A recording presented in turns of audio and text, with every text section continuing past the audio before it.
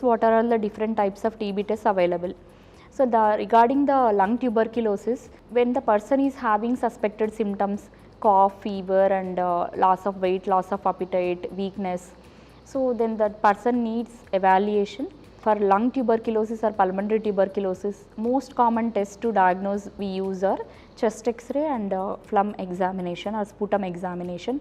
So based on the chest X-ray and sputum microscopic examination, we diagnose the pulmonary or lung tuberculosis.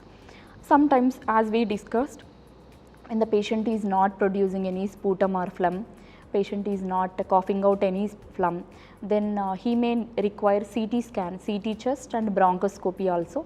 So bronchoscopic collection of sputum, definitely we send for microscopic examination.